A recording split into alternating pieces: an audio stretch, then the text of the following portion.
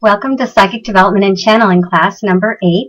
I'm Liah Howard, and I'm really glad that you're here. Today we are going to be talking about clarifying messages through listening to the body, mind, and emotions. And we're going to start with doing a little bit of review. Just a reminder, first of all, that you do have a text chat box there that's available to you.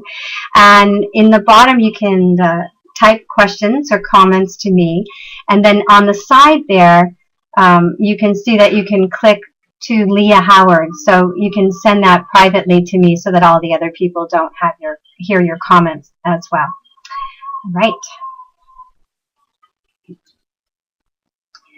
So as I said, we're going to be clarifying messages through listening to your body, mind, and emotions, keeping in mind that as a psychic, as an intuitive, that our bodies are our instrument. That is how we receive information. And so the healthier we are, both emotionally, spiritually, and physically, the clearer that we will receive messages, and the easier it will be to put those messages out to be of help to other people.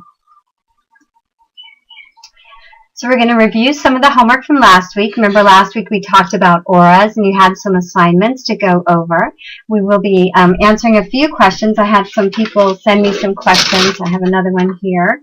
And then we will learn about receiving psychic messages through the body, mind, and emotions. And then we'll have some homework. So this is a brief summary of some of the homework that we had from last week. You were supposed to scan a friend's aura and feel the energy of it, and feel whether it was wide or close, if there was any hotness or cold, if there was any holes or density, and just really what that felt like. You were also supposed to be looking for visual images of the aura around people and seeing your own aura in the mirror. I'm hoping that you got to do that, as well as your aura around your hand on a piece of paper, and then of course looking at the aura up around trees as well. And then I would like each of you to have memorized the banishing prayer. If you have not done that yet, I want you to know that on each of the webinars, certain points are queued up. And that means when you go to that webinar, you can click on the guided meditation, or you can click on a certain prayer, and you can go directly to that spot and you can practice it. And you might want to write it out or just listen to it again at that point. All right, so I'm going to start with the question that was just emailed to me, and then we'll get into the ones that are up on the screen. So the first question I have is, I practiced looking for auras last week and discovered that the name of the color would appear rather than being able to actually see the color. For example, the word purple would come rather than seeing purple. Can you please advise me on this? All right. So in one of the first classes, we talked about how everybody receives psychic information in different ways. Some people are very clairaudient, they hear. Other people are very, very visual, and it's easy for them to see. Some people are kinesthetic, and some people are just clairsentient, where they just feel the information coming. So auras, of course, is more of a visual quality. And so if you're not somebody that automatically remembers your dreams in living color, or it's hard for you to recall what color something was, it's going to be harder for you to see auras, but you can definitely augment and help that aspect to get stronger. So one of the things I want to suggest is, you know how they have those books that are three-dimensional books, and you look at the book and then the picture emerges and it looks as though it's three-dimensional? Those books are actually really, really helpful for helping you to know how to look at people's auras, so that it's a softening in the gaze, and you're not looking directly at, you're kind of looking around the head or around the area. Now for you who's getting a word, that might just be how your guides are working with you, and as long as it works, it's fine. We don't have to change it. So I would say work with the three-dimensional book, work with seeing the images emerge and softening your eyesight in that way, and then your ability to see auras is also going to improve. Remember, it's practice, practice, practice. We were brought up not seeing auras. We're brought up that that's not a skill or ability that we have, and so we have to really kind of push our mind past that limitation of not being able to see to really get to experience them. Okay, here is another question. A woman sent it in, and it says, I feel fine until I see my boyfriend that I broke up with. Then I feel sad and guilty. Is he getting in my aura? Well, that's an interesting question. My guess would be that there's still a psychic cord. The week before in class 6, we talked about psychic cords and connections, and there may still be a psychic cord that, even though you may have worked on releasing it and cutting it, there may have been a certain level of not readiness with that. There may be a way that you're trying to take care of him and his feelings rather than taking care of yourself. So, and again, when you break up with a boyfriend, there is going to be sadness. It's a loss. Whenever we experience loss, no matter how conscious we are, there's still a process of grieving. And so we want to let ourselves feel the grief and let go at the same time. Is he getting in your aura? Well, when people are sexually and physically intimate, their auras do merge. I showed you a couple pictures of auras that were merged last time. And so it does take a while to sort of flush that person out of your auric field, giving them back their energy and really reclaiming your own auric field, your own space. It's sort of like, you know, when somebody loses a limb and there's a phantom limb energetically, when you lose a relationship, there's a phantom energy of that person that is around you for a while until you're really ready to be completely done with it. And, you know, they say relationships are for a reason, a season, or a lifetime. And sometimes we can't really determine the exact ending point. Like you can say you broke up with him, but there may be a way that you're still psychically, in some way, a bit attached to this individual as well. And that would be that's what I would assume, is that there may still be some sort of an attachment there as well. And so it is good to do those aura clearing and cleaning. Remember, we talked about the sage. We talked about getting in the shower. We talked about really using light to brighten your aura and to let go. So that would be a really good thing to do. And cutting the cords. Go back to class 6 again and cut those cords again. Okay, the next question. I've been practicing the guided channeling meditation, and I'm wondering when I should do it on my own without the recording. Oh, good. Well, I'm really glad that you're practicing. That's wonderful. You know, the guided meditation, it's really like training wheels. It's just to get you started. Once you can do it on your own, do it on your own. And it might not be quite as powerful initially just because you're used to being able to really, really relax. Because when you're leading yourself in, you're kind of working with your left brain and your right brain at the same time. Whereas when you're doing a guided meditation, you're able to completely open much more to the right brain, intuitive flowing, and you're not having to think too much about what order you're doing it in. But it will get automatic, just like driving a car, just with the channeling checklist that I gave you in the earlier class, that you will be able to go through each of those steps on your own and get to that place where you can connect.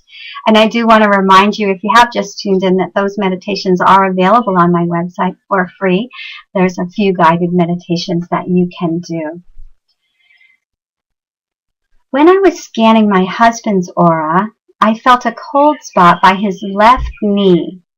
I thought it meant that there was an old injury there, but he said it just feels weak.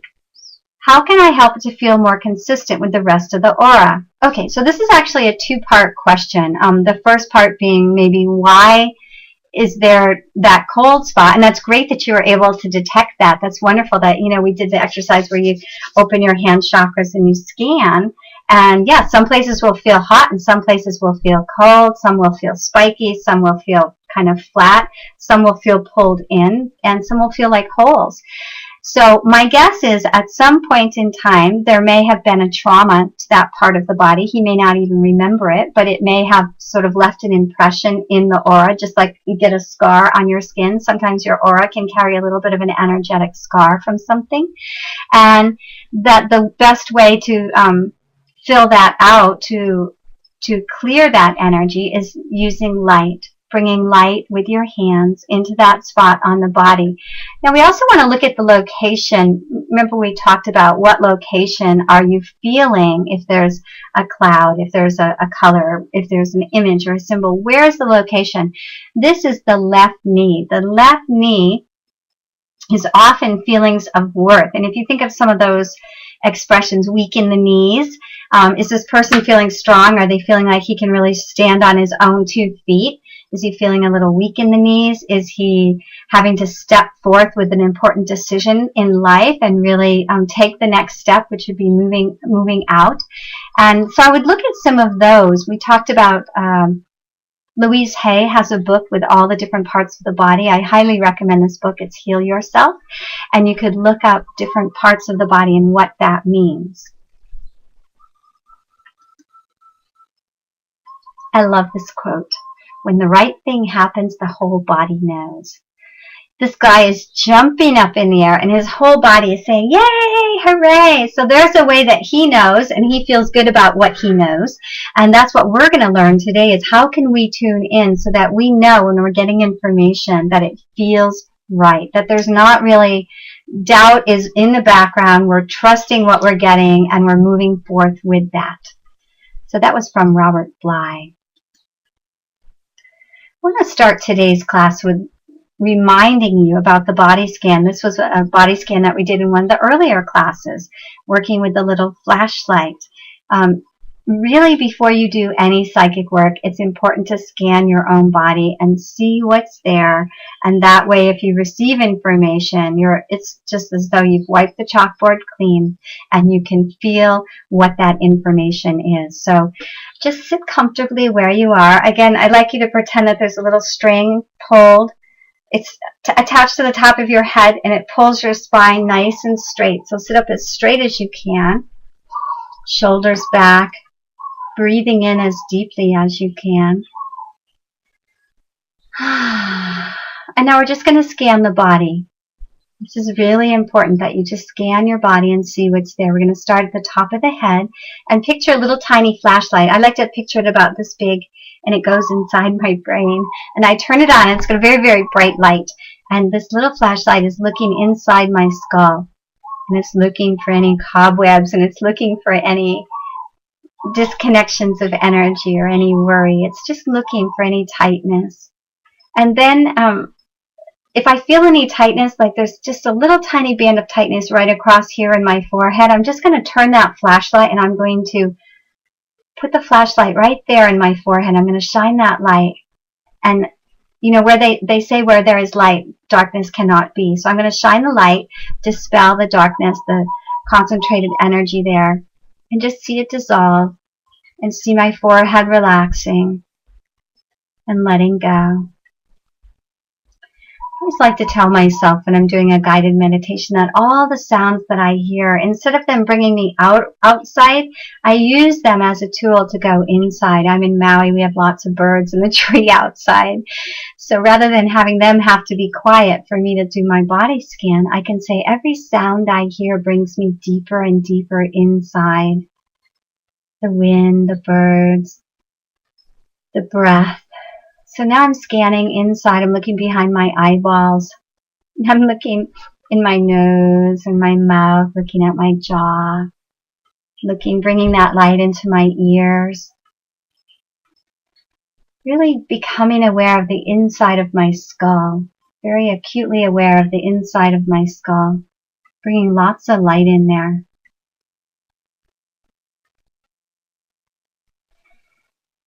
Okay, it feels pretty good now. I hope yours does too. Now we're going to go down the neck and see the bones and the muscles. See that throat chakra and just see light in there. Beautiful bright white light. Especially for channeling, we want to work with the throat chakra, with opening that up. So send extra light into your throat. Remember, it's blue light was the color that we used for the throat. So you can see a beautiful blue light there. Opening, opening. We are safe to speak our truth. Just feel how good it feels to just relax the throat.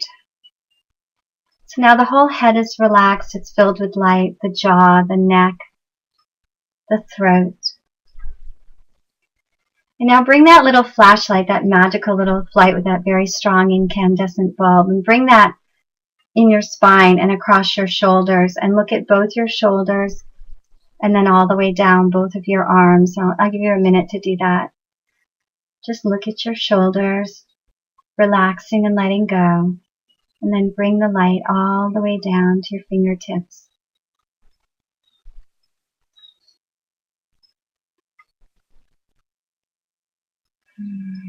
It helps to breathe in deeply and relax the body at the same time. Breathing in peace, breathing in relaxation, breathing out any tension or any tightness. They say the shoulders, that's where we hold all of our shoulds. I should do this, I should do that.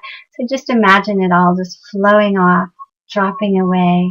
Right now, all you have to do is be here and listen and open. So bringing that light all the way down the arms to the fingertips and then back up through the arms.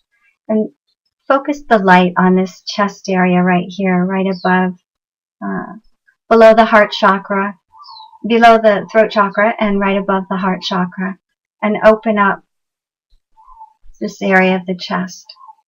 That's often where we shield ourselves energetically. But for now, just go inside and see that flashlight, beaming light, bright light, relaxing the muscles, the pectoral muscles all the way across. And now bring the light right into the heart center, right into your heart. Beautiful white love light. Beautiful white love light.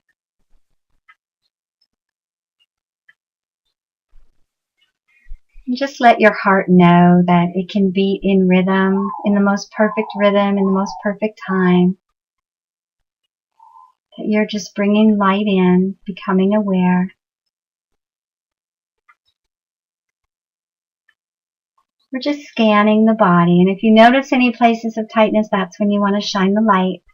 And just like a laser, zap it with the light and let it relax. Now bring light all the way down your spine, all the way down your back, to the base of your spine, and then all the way up the front of you, back up to your heart. See all of your internal organs bathed in light. See your organs smiling, a happy smile, happy lungs, happy heart, happy liver, happy gallbladder, happy organs, happy, happy body inside, relaxing and letting go. Bringing light into any area where it feels the energy might be a little condensed, bringing light in, bringing that flashlight, just shining the light.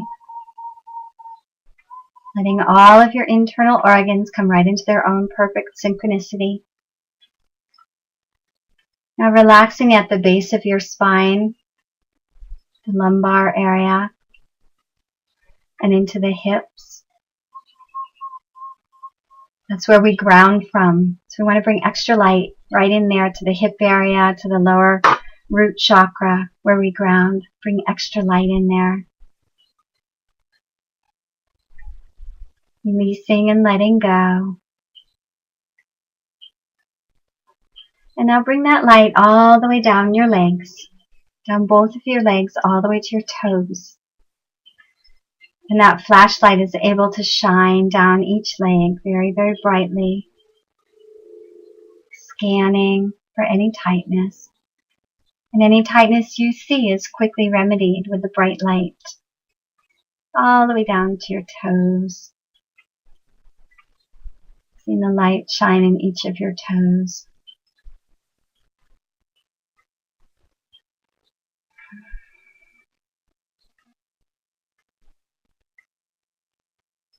Okay, now bring that flashlight from your toes all the way back up and into your heart. And right now, I want you to ask your higher self, what is your energy level on a scale of 1 to 10? 1 being very, very low and 10 being very, very high. What is your energy level in your body right now? And if it's 6 or below, I want you to really turn up the light on that flashlight and just blast your body with light and let the energy go up. Let it go up. Bring it up till you're at least an 8 in your physical energy level.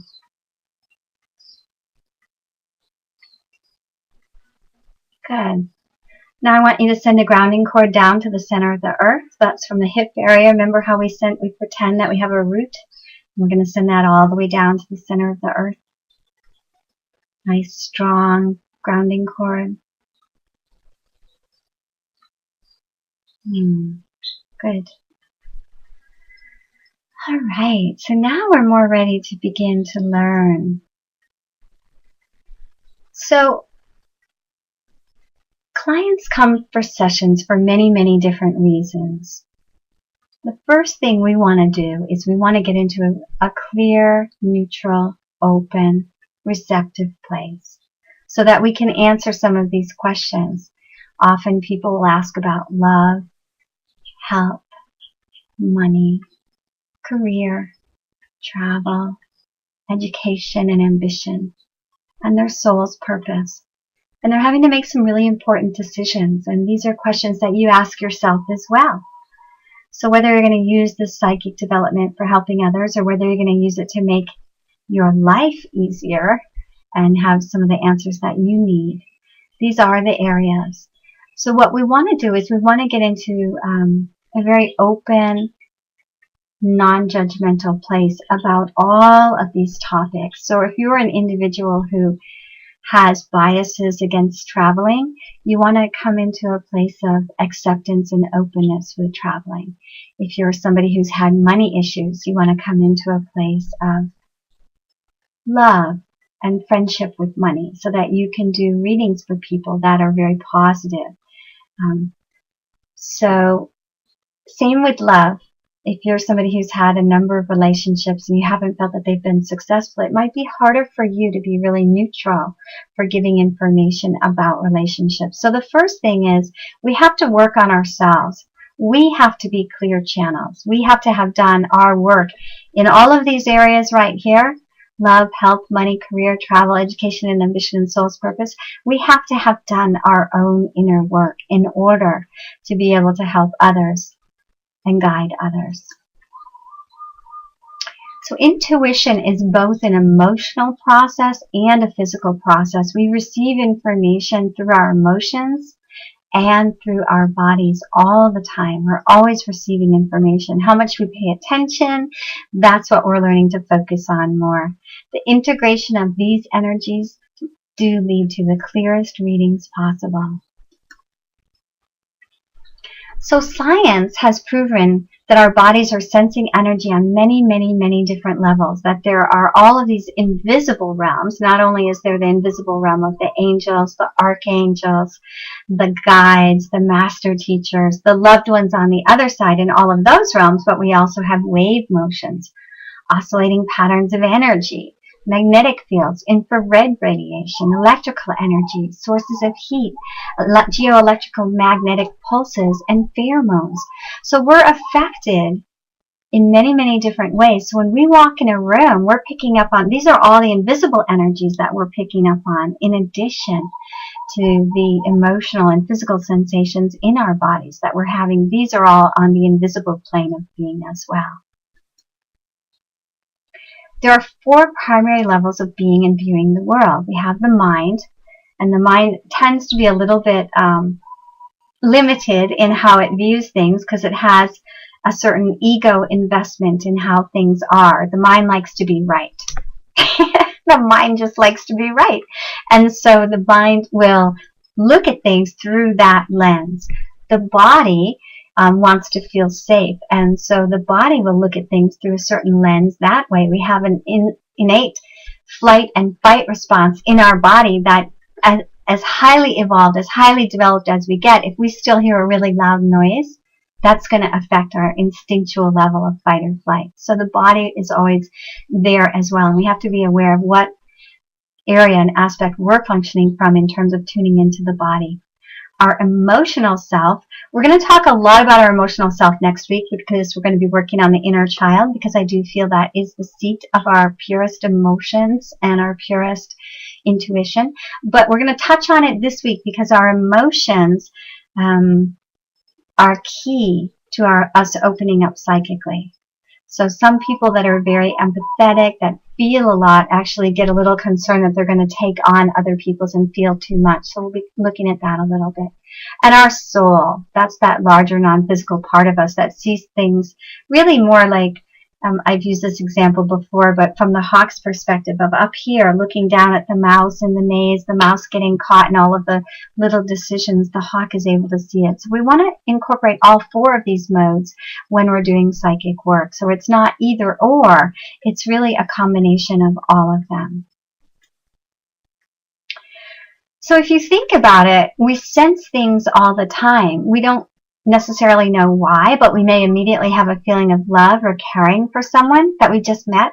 We may also have a feeling of, oh, I don't know why, but I do not like this person. I know you've each had that at some point in time, even though we don't like to admit it. I don't like to admit it, but it does happen that there are certain people that I just sort of feel an energetic gruffness with.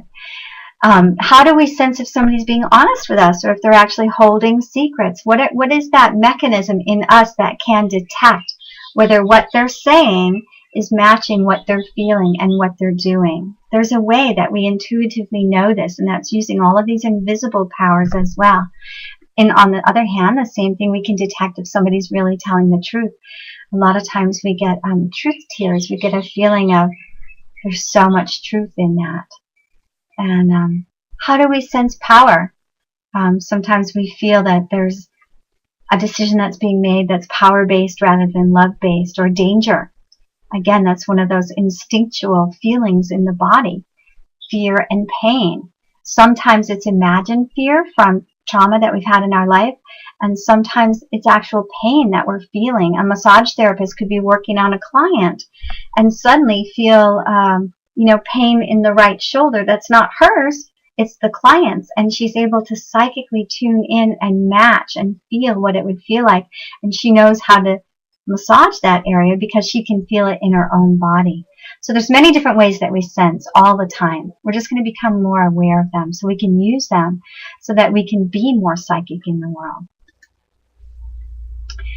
So the Aboriginal people of Australia, they can actually track freshwater springs that are 7 to 8 feet underground and find food in the barren desert. They haven't disconnected from their intuitive selves. It's a very large part of who they are.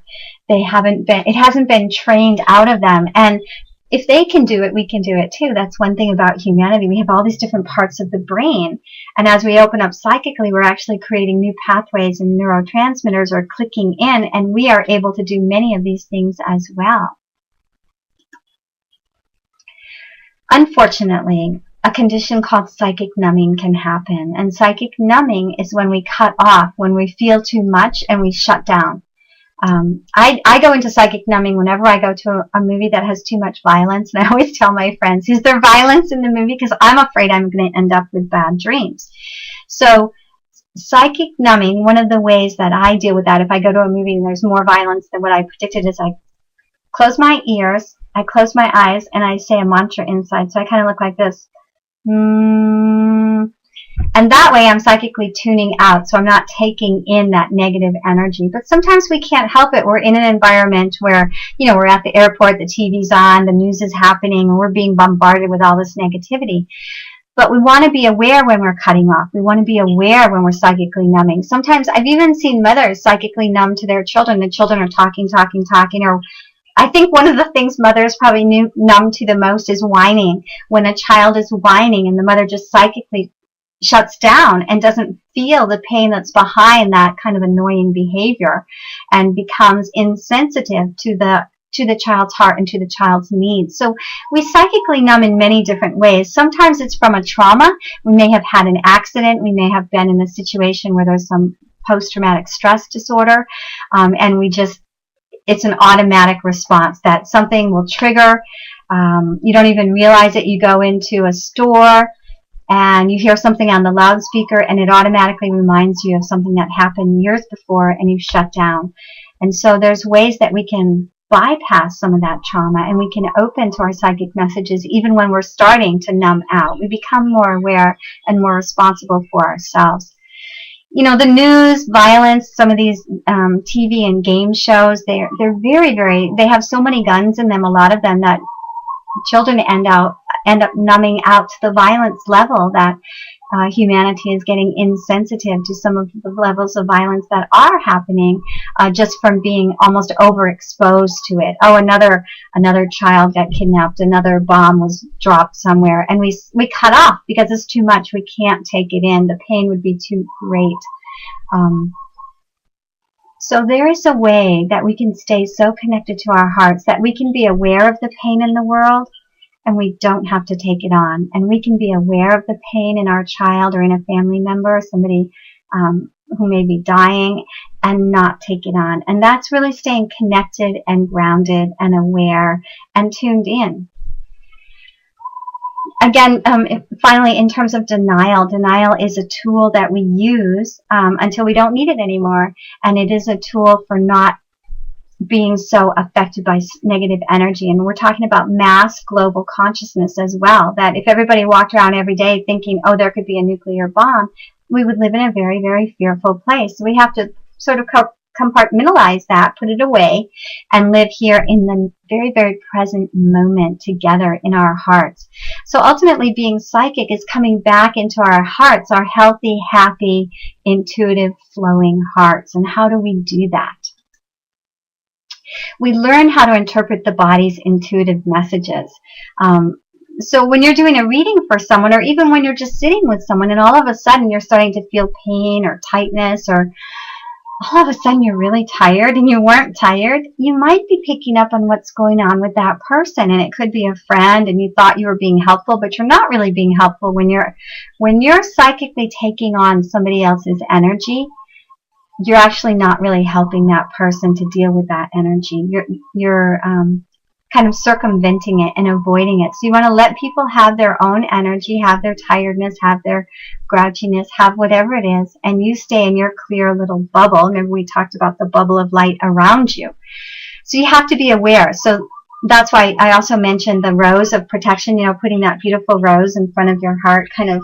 This isn't a rose, but you put it right here and you envision that all negative energy goes in there. You explode it into light, and then you put another one there. But that's really your job to do. It's not other people's job to keep your psychic space clean. So when we're our authentic self, we stay in harmony with our soul. And our authentic self is that part of us that really wants the best for us. That whenever we're feeling really happy, peaceful, and free, then we're in touch with our authentic self. There's not expectations, there's not judgment, there's not restriction, there's a feeling of flow. And we want to learn to listen to our inner yearnings. Now, on the other hand, when we're feeling unhappy, restless, or trapped, we're not going to judge that either. We're going to say, oh, that's interesting that I'm feeling that, because that indicates that there's a way that I'm disconnected from my soul. And how do I come back into connection? Because if we go on the premise that your soul really wants you to be in a blissful, peaceful, happy state, which I believe it does, then whenever we're not, that just means we have to do a little bit of evaluation about what are we believing that's true, that's maybe not true, and working with some feelings, clearing some emotional feelings, which we'll be talking about, so that we can come back into that centered, peaceful, happy place. So a psychic empath is an individual who picks up on non-visual, non-verbal cues that another is feeling of pain, fear, anger, and joy. Now, this person may not be expressing any of these feelings, but you're feeling it in your body. And, people who are natural empaths are often drawn to professions like nurses, social workers, ministers, psychics, healers, also hairdressers, bartenders, people who are sort of listening to people, caring about people. There's a way that they naturally tune into other people. So some common signs that your body is giving you that I call these sort of like the red flag signs that you really, really want to pay attention to is all of a sudden if the hair on the back of your neck stands up and you get sort of a cold shudder, pay attention to that. It might mean that for some reason your body is actually physically not safe, or emotionally there's someone who may be psychically attacking that you want to clear from your energy field. So if you get a tingling in your arms and legs, that's often, tingling in arms and legs is often a sign that your guides are near, or that you're getting a confirmation of, yes, this is good, go with it. It's almost the opposite of that other feeling. This is more of a positive, wow, this is a good feeling, and I like it. A tightness in your gut. So often, if you look at children will get a tummy ache, and they get a tummy ache when there's something going on emotionally that they can't handle. There's something they can't stomach. So you really want to pay attention to that. What is it that you're not stomaching in your life? For some people, it goes into all feelings of nausea or vomiting as well. They say that public speaking is one of those fears that is hardest for people, and if you get very, very tight, you're cutting off your feelings, you're cutting off your connection to the soul. So we want to pay attention to those feelings. A cold sense of dread on the face, that's again one of those an uh-oh feeling. Pay attention to that if you're working with a client and you feel that. It may be that there's something going on that you need to communicate with that client, or there's something going on in the environment around you that you really need to tend to. And a warmth in the heart, of course, that's a feeling of love and safety and connection. So these are just little signs and things to watch for, and to really, I would say, start journaling.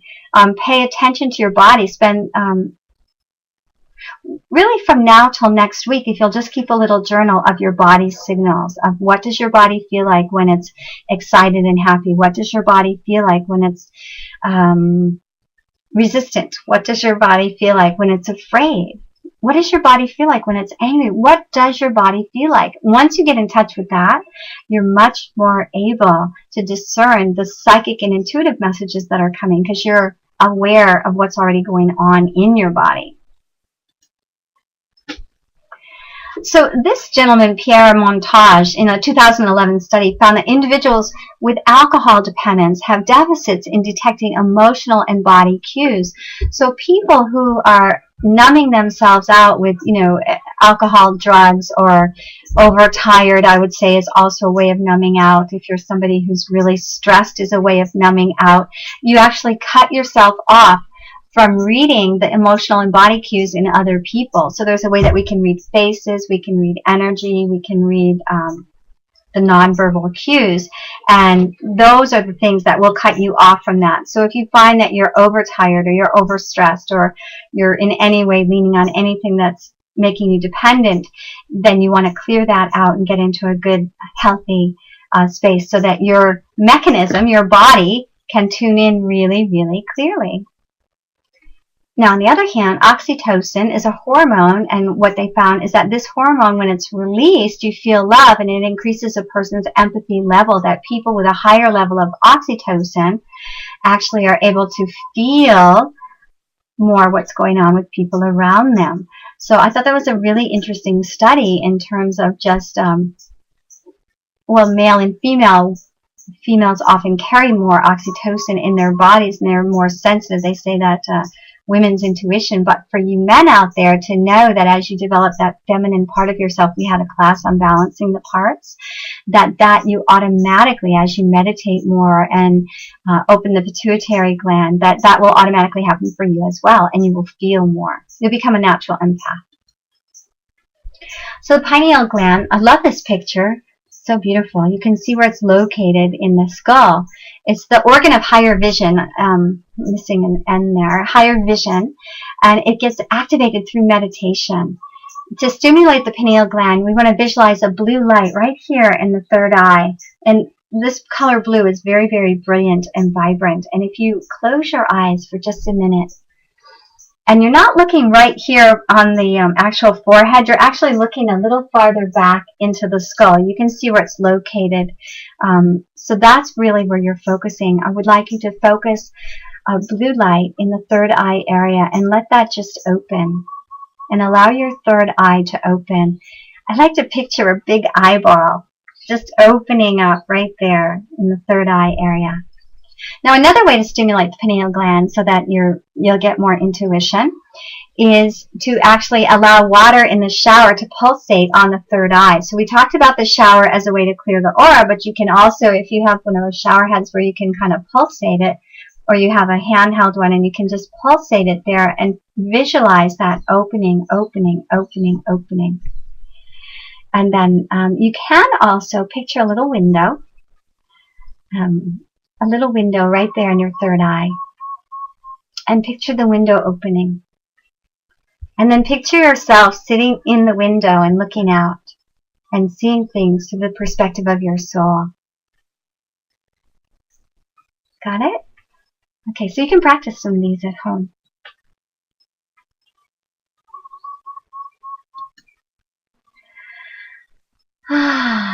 Okay, to enhance intuition, we have to break free from our old routines. We have to break free. If we do everything the same way we've always done, change doesn't happen. It might happen slowly, but if we want to really activate change in our lives, we have to, if we always read nonfiction books, start reading fiction books. If you always drive to work a certain way, pick a different road. If you only contact people through text or through email, pick up the phone. If you always shop in a certain place, go to a different place. When we do things in a different way, magic can happen, magic and miracles, and the mystery can unfold in wonderful ways. So I want to invite you between now and next week to do 3 things differently. So if you're somebody who gets up, well, I'll use an example. I get up every morning and I make my bed. And I remember one time somebody said to me, I want you to go 1 week and get up and not make your bed. And I said, why? And they said, because it puts me in an uncomfortable place, because when my bed is made, I feel in order. So for me, getting up and not making my bed and leaving it like that pushed me into a place of disorder, which opened me up to other things happening. So I want you to get out of your comfort zone. When we're working with psychic and intuitive information, we have to get out of our comfort zone. If we always stayed in our comfort zone, we wouldn't be comfortable going into this unknown realm of the metaphysical. So start doing things differently. Choose 3 things, do them differently, and see how you feel. Tune into your body. Like, honestly, I know it's a little thing, but when I didn't make my bed, I would notice myself walking by the room and feeling kind of an uneasiness in myself, like, oh, my bed's not made. Almost like I wasn't good enough if I didn't make my bed, which isn't true. But it's good for us to pay attention to these things. So do 3 things that are different and let yourself go into your uncomfortable place. And then bring yourself into a place of peace with your breath. So if you drive down a road a different way to work and you're worried that you're going to be late, I want you to work with your breath. And I want you to work with there's plenty of time. Isn't it beautiful? You may see different things. You may meet different people. New experiences could happen. So be open to that. I wanted to focus on this just briefly. What is the difference between auditory hallucinations and clairaudience? So when people are suffering from hallucinations, they often hear voices in their head, just as when we're channeling, we hear voices in our head, but it's a whole different quality to the voice, and this is really important. The voices in the head are often in the second and third person, and they're usually coming with sort of a derogatory or negative or depressive energy. For example, they might say something like, you are disgusting and no good. We're going to cancel that thought out, because whenever we hear a negative, if you cancel it, just go cancel, cancel, and say, I am loving and wonderful.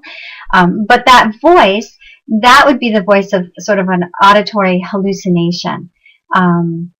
She hates you and you should hurt her. That's another example of a negative energy and frequency and vibration. That is not clairaudience. That is, usually it's coming from a chemical dysfunction in the brain, and when the chemicals are put back into balance and those connections are made, those negative kinds of energies and thoughts stop. So I just wanted to touch on that just a little bit so that you can feel comfortable knowing that as you're opening, that you're tuning into loving beings of light. So people who are clairaudient, they're hearing things. People experiencing clairaudience hear words that are positive, loving, and most of all, feel good. Your guides and angels speak in non-judgmental, encouraging ways that offer new, insightful perspectives. They would never put you down or ridicule you or judge you. That's not how they work. They're here to uplift. So that's how you know energetically if you're really tuning into that frequency and level of vibration. Are they saying things like, we believe in you, or we see your essence? There's encouragement there. So I want you to just really pay attention and to know that in opening to channeling, it is different than it's sort of like if you have 120 stations on your television and you can tune into any one that you want. What are you going to tune into? Are you going to tune into an educational and uplifting documentary, or a funny channel, or the channel for enlightenment? What are you going to tune into? So tune into the most positive, loving vibrations, and you've been given plenty of tools to do that. This is just another reminder about the body and dancing and movement. These are ways that we open our intuition. So if you haven't been dancing from last week to this week, I did say it was a way to increase the energy in the body. I want you to dance. You can put music on at home, and because dancing bridges the gap between the body and the soul and helps your intuition to open. It actually really, really helps. And if you're somebody who perhaps for some reason you have a physical limitation and you can't dance, you can still feel that energy. Music is a vibration. Music moves through your body on wavelengths. Remember we were talking about the invisible wavelengths? So let the music move through you. Allow yourself to melt into the music, to become one with the music. Feel what color the music feels like. We talked about all the colors in the last couple of classes. Immerse yourself in the rhythm, the melody, and the primordial sound. Just let yourself move and break free from some of those stagnant ways that we hold the body. When we hold the body only in a certain way, there's no openness, there's no flow, there's no movement. And with psychic work and ability, we want to open, we want to use this body. So fine-tune your body through dancing, through opening. I love this little monkey. And the monkey, it's called the monkey mind, and the mind is always jumping. So how do we train our mind, our brain, to focus on one thing, so that we're not thinking of 8 different things at a time? Here's a little exercise. You can do it for homework. Draw 2 circles, and one is kind of thin and one is thicker, and put a dot in the middle. And then your homework assignment is to focus on the dot in the middle. We're going to do it, let's just do it for, I guess I'll set a timer for a minute now. So I'm going to set my timer, and I would like for you to look at the dot in the middle and bring all of your attention to the dot. Now, if your mind begins to go to the other circles, focus it and bring it back in. If your mind begins to go to external sounds, focus and bring it back in.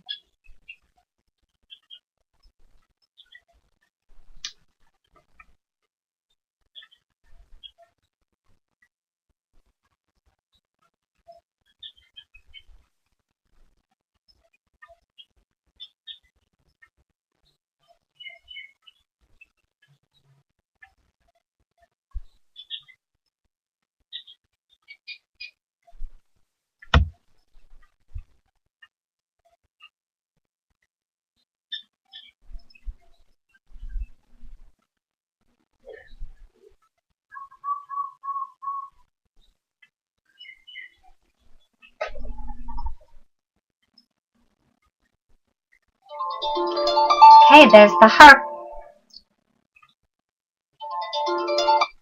Alright, so that was just 1 minute. I'm only asking you to do this for 5 minutes at a time. Please do this exercise. It will focus your mind. When your mind is focused, the information that comes, because remember our guides and higher self is working with symbols and sort of blocks of information and energy, then they can download it to you and you can get what it is. But you have to have a focused mind to receive it. So concentration really is the key to developing your psychic abilities. I love this picture of the Buddhist monk sitting by the quiet pond. Well, we can't all be like him. We don't all have monasteries to go sit in. But by now, each of you should have created a special place in your home or in your yard. That's your sacred space, that when you sit there, there's a feeling of peacefulness and protection and safety. And when you sit there, remember I mentioned using a special item. You could hold a crystal, or you could have a special shawl around your shoulders, or you could light a candle, or, even a special little, like here's a little Mother Mary. You could have something special in your place so that when you go there, your whole body and your whole being knows that you're going to meditate. You really have to meditate every day to get so that the psychic information has a calm pond to come into, so you can see the ripple. You'll get the information. It'll come to you on a wave of energy. We can also sharpen our focus by really just paying attention when the phone rings, instead of just quickly looking at, now we all have, you can see who's calling on your phone. But before you look, I want you to feel and try to let go of all those special ringers, but who does that feel like is calling? And really feel. And then look. Same thing with the mail. When you go to the mailbox, instead of just pulling it out, feel what could be in there. And really get a sense of developing that. And so practice this in all different areas of your life. If somebody comes to the door, feel who's there first. So again, we want to learn to focus the mind. Doubt sabotages your psychic ability. Doubt gets in the way of focus. Doubt, it really is the opposite of trust. Doubt. So we really want to look at when we're doubting so that we can open more to trust. And I talked about the value of trust. Trusting yourself, trusting your higher self, trusting your guides, trusting the information that you're getting. I want you to keep continuing to practice believing that you are psychic, and your subconscious mind will support you. The more you tell your subconscious mind, I am psychic, I am open, I am receiving clear messages, it happens. It just begins to happen more and more and more. So here's 3 more affirmations for you to practice this week about being psychic. My intuition is clear and comes easily. Let's make it easy. I trust my guides and angels to be there for me. And if you feel like you're working more with your higher self, you can use that. My psychic awareness is growing more and more every day. My psychic awareness is growing more and more every day. Here is a great tool that I used a lot when I was first learning to go into trance. It's called a biofeedback machine. And there's many different models. There's very, very expensive ones that cost hundreds of dollars. And I think the cheapest now is like about $69.95, which I'll be letting you know about. But the biofeedback machine is wonderful for actually giving you cues that your body is relaxing. And I like to have my students work with one so that they can feel what it feels like to really, really deeply relax and to go into trance. So this particular one that you're seeing, it has little Velcro sensors that go on the fingers, and it's measuring the galvanic skin response.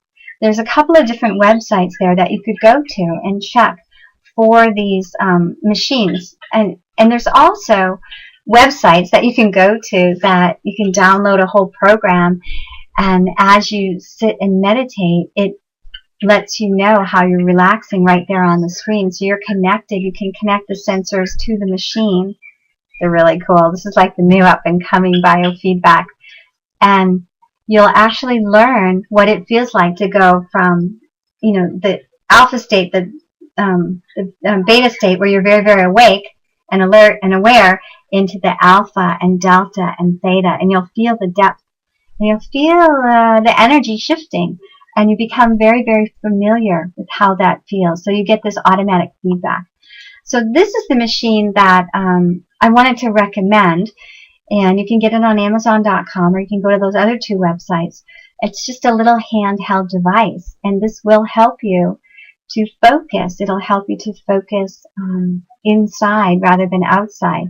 And so that what you do is you challenge yourself. You get to a certain level of relaxation, and then you go deeper.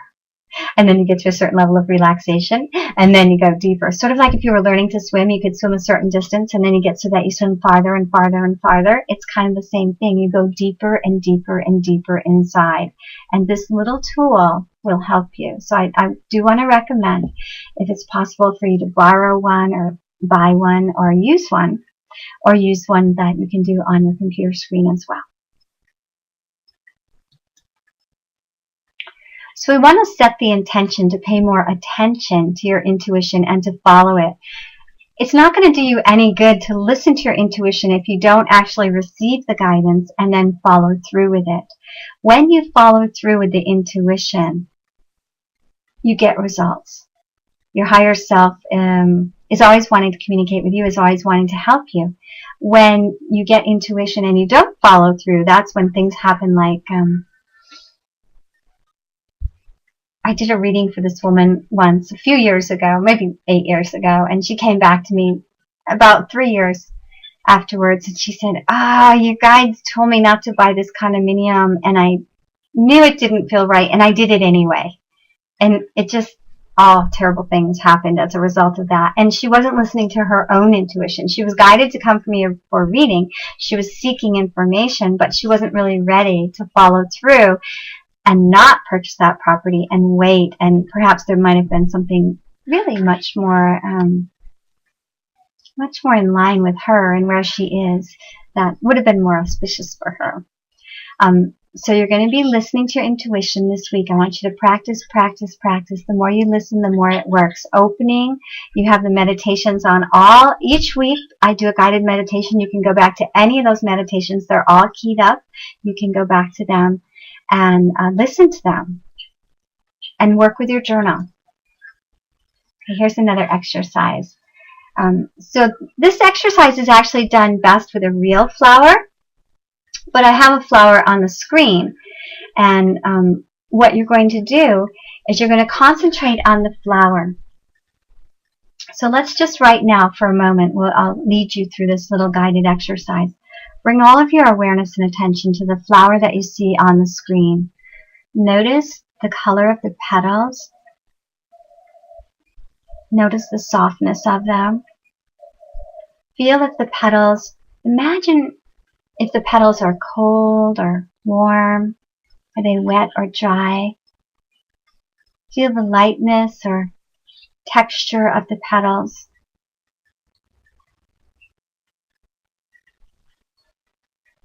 Imagine what that flower might smell like, feel like, be like. Now picture yourself going into the very center of the flower and feeling what it's like to be inside that flower and having all of these petals coming out around you. Feeling the stem underneath you and where you're sitting in the water, and where the sun is shining on your petals. Just allow your consciousness to expand into that of the flower and become one with this flower. And for right now, let your body be the body of the flower and feel what it feels like to be this beautiful flower. Open, receptive, healthy.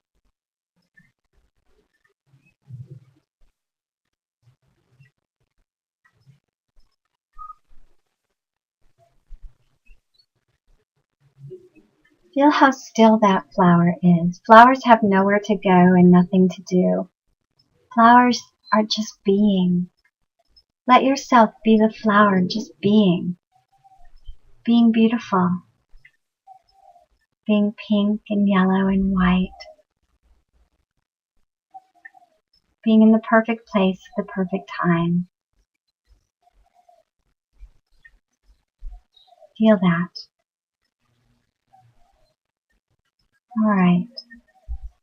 Now bring your awareness and your attention back into your physical body and look at the screen and see the flower out there.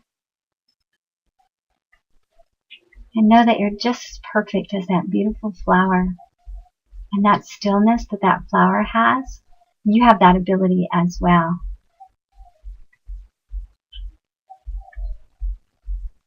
I just got a comment. Somebody sees my aura. Good, you've been doing your homework. That's great. Thank you for that comment. But again, I want you to each get a flower this week. A real flower, because real flowers have even a stronger essence. And a little adjunct that I want to add, after you go into the essence of the flower, I want you to ask the flower if there's a message for you.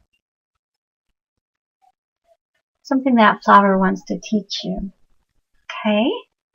So you have lots of homework this week. Are you writing it down?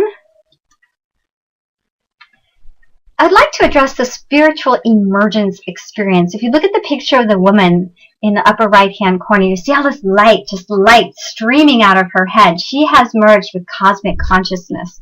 Her sense of oneness is dissolving, and she is now in touch with all these different levels of being. This is a very powerful experience. I'm sure many of you have already had this experience or have had it many, many times. I just want to bring it to our awareness, because as we're meditating, as we're doing all of these exercises, sometimes this experience can happen and you might not be expecting it. So it is called a spiritual emergence experience. It's an actual psychological term in transpersonal psychology.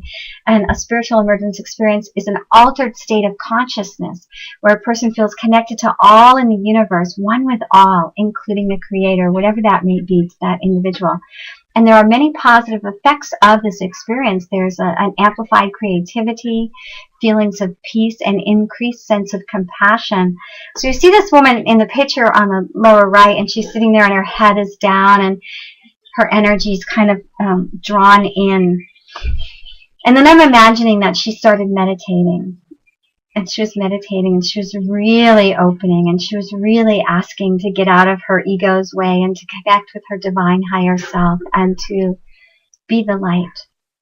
And see the difference in her body, how straight she's sitting and her head is up, and she's feeling this connection to her source, to herself, a oneness.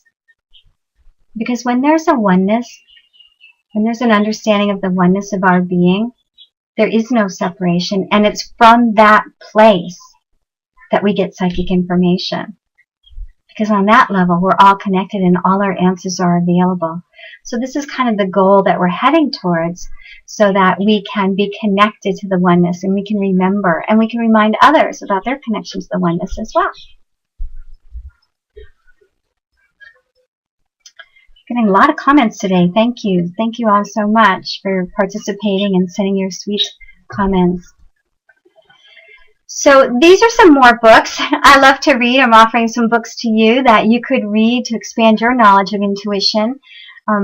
Again, we have Practical Intuition by Laura Day, Ask Your Guides, Connecting to Your Divine Support System by Sonia Jacquette, an amazing psychic in her own right, and Divine Intuition, Your Inner Guide to Purpose, Peace, and Prosperity by Lynn Robinson. So there's a lot of books out there. I'm just suggesting these three. I'm sure there's a lot, many other really, really good books as well. I can only offer you a certain amount of information in this small window of time that we have, and I would like you to augment your teachings by going online, by reading other books, by expanding as much as you can in many different ways. All right, so I want you to get comfortable. We are going to do a guided meditation. I'm going to put a little music on. This music is from a wonderful man named Nadama, N-A-D-A-M-A. Some of you have been asking me who's doing some of the music. So Nadama is an amazing musician. He has a number of CDs out, and this is one of his that I just dearly love, N-A-D-A-M-A. And I think you can just go to his website. All right. So I want you to just get comfortable wherever you are. I'm going to have a sip of water.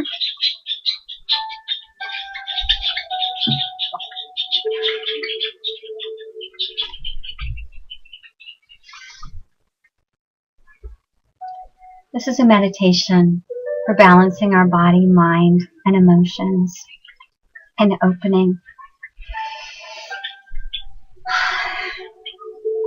All right, before you close your eyes, I'm going to show you a picture of a waterfall. Can you see that? That's a Maui waterfall. It's a great big waterfall. But because we're going to be going to a waterfall in this meditation, I wanted you to see that. So now you can close your eyes. This is the part of the class where you get to just relax and enjoy. Come with me on a journey. I'm going to start with the prayer of protection first. I like to say it so that you remember it and use it with your psychic work. Beloved Mother, Father God, Infinite Spirit, we come to you in love. We ask to be filled, surrounded, and protected by the light of the Holy Spirit. We ask to lift beyond earth into areas of absolute truth. We ask that that which is most needed by these souls be brought forth. We ask to be clear channels for God's love, light, truth, healing, and blessing. We stand believing. Thank you, Mother, Father God, Infinite Spirit.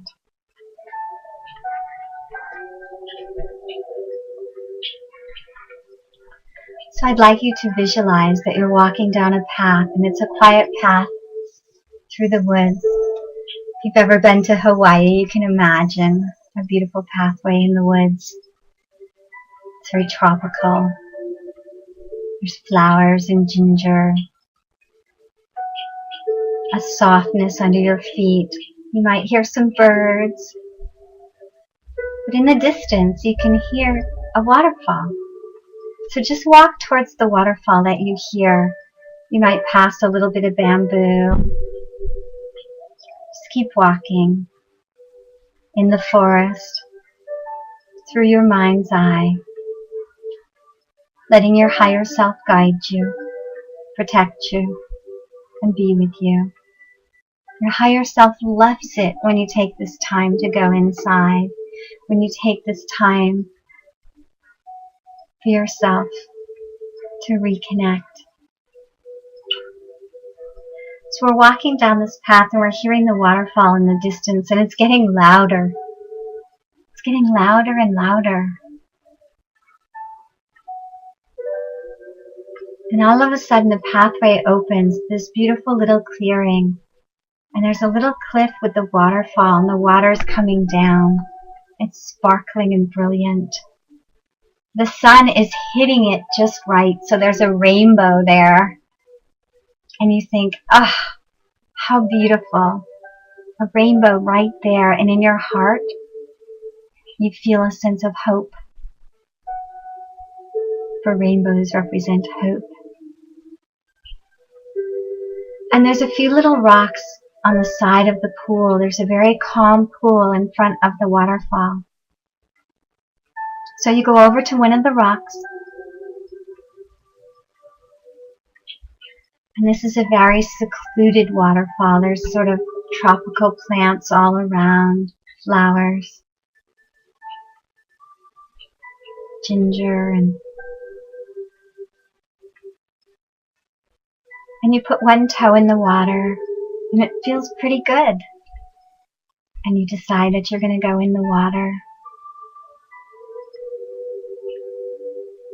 So I want you to just take off your clothes and put them on the rock and let yourself step lightly into the water and just feel the temperature of the water on your legs, on your ankles, and your calves, and letting it come up to your knees. And the water is now going up higher to your thighs, all the way up to your waist. And you're looking at the waterfall, and you see a part of the waterfall where the water is coming down real softly. And it looks very inviting. It's just a nice, almost like a little shower coming down. So you can either walk over there, or you can swim over there to that part of the waterfall that's very, very soft and clear. And let yourself go right under the waterfall and let the water hit the top of your head. And as it hits the top of your head, you feel your crown chakra awakening. It's as though the water is stimulating your connection to your universal source self. And you feel your arms opening and your hand chakras opening. Completely opening. You feel your heart becoming more alive and awake.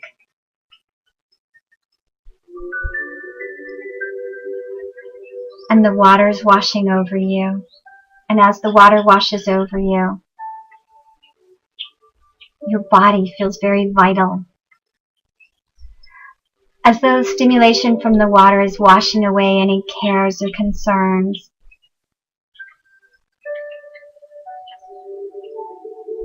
Any worries.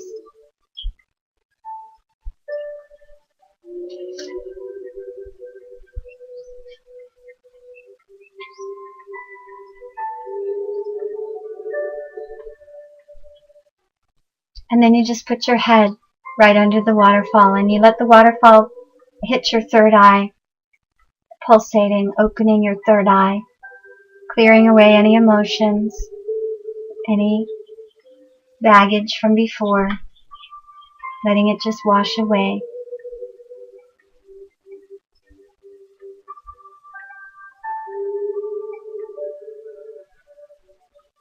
Feels very invigorating to be in this water. All the cells of your body are waking up. It's as though you just went from 110 voltage up to 220. Your whole body is coursing with energy. Your frequency is much stronger now.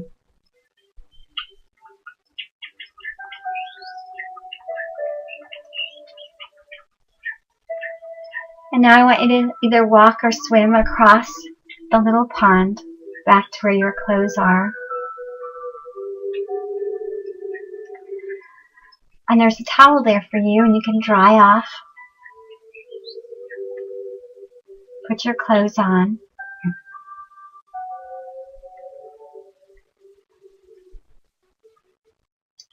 And now when you walk around the pond, there's a path that leads up the right side of the hill to the top of the cliff where the water is coming from. So I want you to just gently and easily take that path up. And when you get to the summit and you're up at the top, you look over. And there's a very special little building. It's got a dome shape on the top. And it looks very sacred. It's a very special classroom. And I want you to go to this classroom. And I want you to go inside. And you can see there's a bunch of seats. And up at the front of the classroom, there's a council. And this is a council of guides, ascended master teachers, and angels. And there's a feeling of excitement in your heart that you get to join them. And there's a special place for you to sit, and you know just which seat is yours, and you sit down in this seat in this beautiful little temple classroom. And there's a feeling of when the student is ready, the teacher appears, and you know how ready you feel in your heart. You know how ready you are to be able to hear the words of your guides, to be able to know the wisdom of these ascended master teachers, to be able to be a beacon of light in the world. And as you sit there, you begin hearing inside these amazing teachings, ancient teachings of wisdom and light and knowledge. And it's as though it's all being downloaded into your brain and into your consciousness just by you being there. And you don't have to understand it, and you don't have to process it. You just receive all of this information. There's celestial beings, angelic beings, ascended masters. There's loved ones who are sharing their wisdom. And just allow yourself to be like an open sponge, receiving all of this wisdom, all of this light. There's a professor there who works with the Akashic Records, and he's showing you all this information, and he's put it in a little tiny, you know how you have the little tiny thing that goes in your computer? I forget what those are called. Like the thumb drive.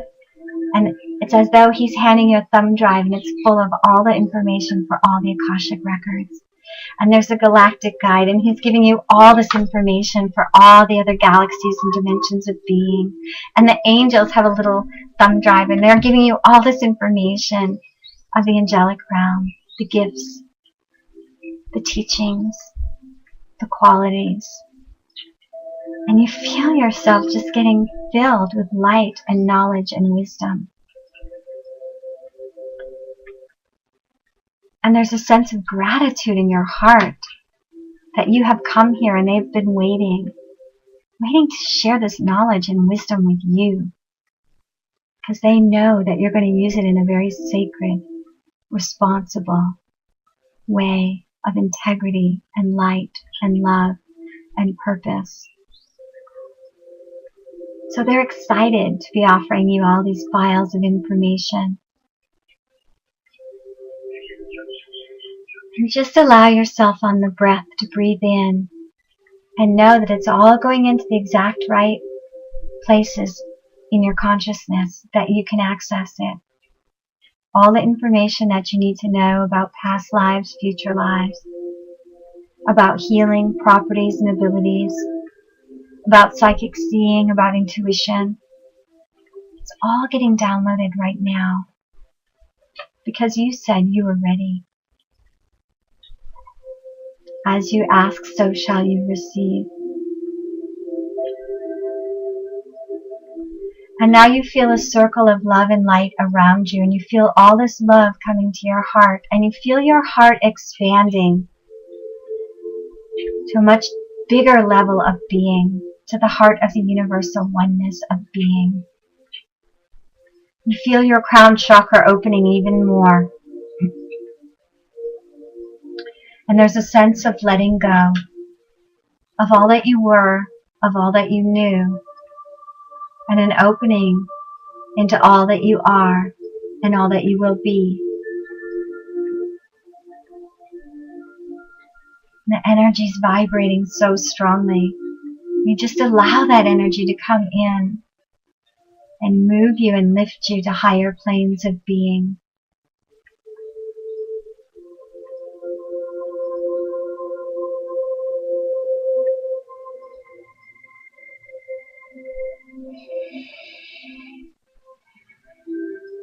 Then you hear a little bell, like a chime, and it brings you back into your body in that room. And you open your eyes and you see all these beams of light smiling at you, so happy that you've joined them on the path of ascension, the path of awakening, the path of love. Love is the seat of your soul. Love is the vibration of psychic awareness and openness. And now it is time to leave this temple. We have one more place on our journey today.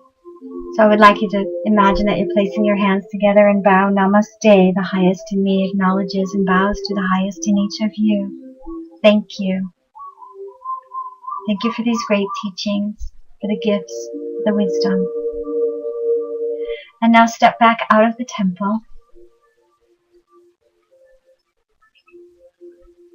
And now we're going to come back down the path by the pool where the waterfall is.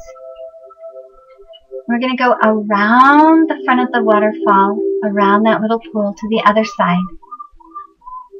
And there's a path that leads off to the left. So just follow that path. It's a little footpath. It's very narrow, but it's safe. And as you follow that path around, you come to a small clearing, And in that small clearing, there's a pool about the size of a hot tub. It's very small. And the water's very clear. And you reach down and you place your hand in, and it feels warm. It's a warm spring that Mother Nature has provided just for you. So I want you to go ahead and again take your clothes and put them to the side. And let yourself sit in this nice warm spring and let the water wash over you. Let it soften your muscles. Let it soften your mind. Let it soften your emotions. Relax. Relax. Relax.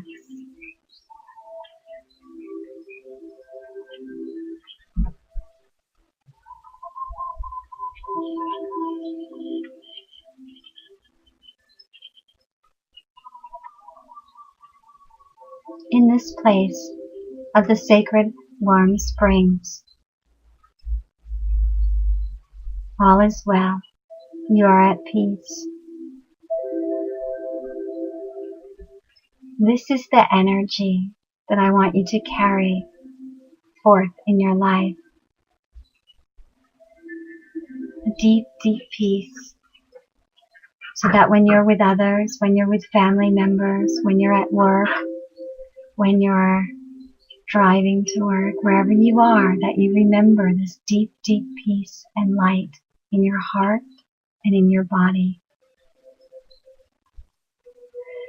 Now I want you to get up out of the pool, put your clothes back on,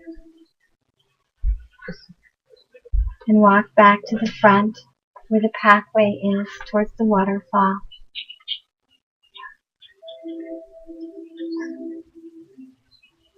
And walk down the path.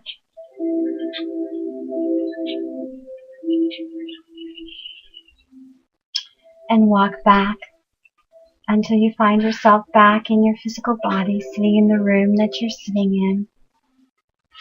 And look at the screen. And you'll see a beautiful picture of a heart light. And this picture represents your heart light that you beam out in the world to everyone. It's from the heart that the intuition comes. It's from this place of connection where you let go of stress and you let go of the mind and you let go of limitation that intuition comes. So from this place, I would like you to ask, there's a question or concern that you've had, and from this place, let's get the guidance that you need. So think about it right now, what that question or concern might be. Remember, when you're asking, you can term it such as, is it in my highest and best interest to, something like that. And then ask the question, and then feel in your body the answer. So is it in my highest and best interest to? Ask the question, and then feel the response in the whole body. Feel if you get the answer emotionally, or physically in the body, or with the mind. Is there a picture? Is there a word? Is there a thought? Is there a book? What do you see? How does that answer come?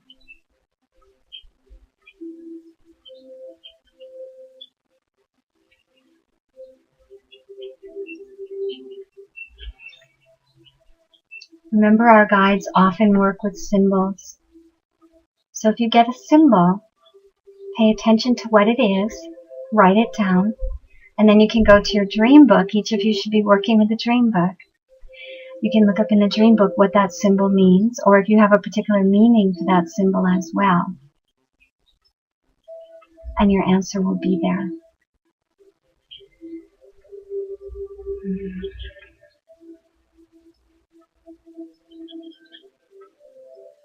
All right, I got my answer. I hope you got yours. So we have quite a bit of homework. You may need to come back and look at what this assignment is. I'm just going to go through it right now. So in the morning when you wake up, I want you to, before you get dressed, go to your closet. And I want you to close your eyes. And I want you to ask your higher self, what color should you wear that day? Then I want you to ask your higher self, what outfit should you wear? What clothes should you wear? So that if you're in the habit of always wearing something here or something there, you always wear a certain color to your yoga class, you always wear a certain suit to work, what would you wear if you were really being guided by your higher self? How would that look? I think it might be different than what you always wear. So do that exercise with your clothing. Ask your body, instead of just automatically eating, like, honestly, I eat raisin toast every morning. I love it. But for me, I'll do this exercise also, and I'm going to ask, before I open the refrigerator, I'm going to ask, and I'd like you to ask, what does my body really want and need to eat right now? Maybe it's a protein drink. Maybe it's not what you're normally eating. Maybe it's something you would eat for dinner that doesn't seem like it makes sense, but your body wants to eat it for breakfast. So I want you to tune in, so that what we're doing is we're creating new pathways. We're breaking out of old routines so that the intuition can flow. And then in terms of what you're doing on each day, I know we have schedules to keep, and I understand that, but there's always little pauses and little moments in between when we can do things differently. So I want you to tune in this day. Is there something you can add or something you can take away from this day, detract from this day, that would make your day different and to open you up to new possibilities? Just see. Ask. How is the best, most productive, and most harmonious way for you to be your authentic, your truest authentic self today, in this day? And maybe you have a lot to do. You wanted to get all the laundry done. You wanted to get this assignment done. You wanted to... But your higher self is really saying, you know, today should be a play day. Today should be a day we see friends. Today's a day to bake, or today's a day to work on the car, whatever it is. I want you to really tune in. Listen, because if you do something and you're guided by your higher self, there's an old Chinese saying is, it's better to do something at the right time with a little bit of energy than something at the wrong time and use a whole lot of energy and expend a lot of energy. So timing is very important. And when we open to our intuition, we're opening to divine timing. And divine timing is different than the timing on a clock. We have our little, clocks that we use with the time, but each of you has an internal divine timing mechanism as well.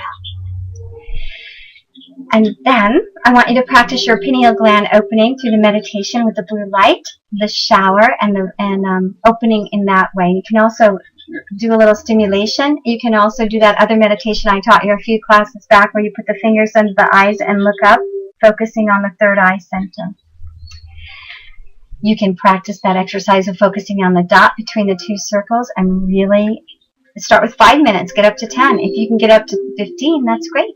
Really focus and practice listening to who's calling on the phone, and always practice every day, every day, every day, every day. Just like you brush your teeth every day, hopefully every day practice your grounding cord, your shielding, and your centering so that you can be an effective psychic. Don't wait until you have stuff in your aura to remember that you have to clear it. Don't wait until you're feeling somebody else's psychic garbage because you haven't done your cord disconnecting. Take care of yourself, inside and outside. And here's another homework assignment. I want you to have a conversation with somebody you really, really like, and then someone you really don't like. And I want you to feel the difference in your body. Because when you're doing readings for someone and somebody's asking you about energy level, I want you to be able to feel what energy feels like when it's harmonious. And I want you to be able to feel what energy feels like when it's not harmonious. A lot of people ask lots of questions about relationships, and you need to be able to be tuned in to your own body, to what feels harmonious and what does not. So today we learned about utilizing the body, mind, and emotions to receive clearer messages. We did a guided meditation. We did a bunch of exercises that I want you to practice. And I want to remind you, you are more psychic than you think. So practice practice, practice, practice, practice. At this point, it would be really beneficial for you to be practicing reading for a friend, to actually do the prayer. Start with the prayer. You have your sacred space. You tune in. Sometimes it's helpful if you have the person say their name 3 times and see what information comes. Remember, with psychic information, it's always the very first impression that you get.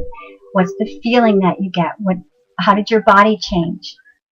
What's the thought that you get? What's the word that you get? What's the symbol that you get? And just begin sharing. And you're going to find the more you do that, the more you trust yourself. The more you trust yourself, the more information that comes. You might start with just one word or one sound. Sometimes it just starts with opening your mouth and saying something. And once you open, the rest can flow. So next week, our class is Lesson 9, The Healthy Inner Child, the seat of your intuitive knowing. And we're going to be talking about that, how we can become more intuitive, and what it takes to really be a responsible, healthy, well-integrated psychic in the world today. So have a really beautiful and blessed week, and I will see you here next week. Thank you so much for joining me today.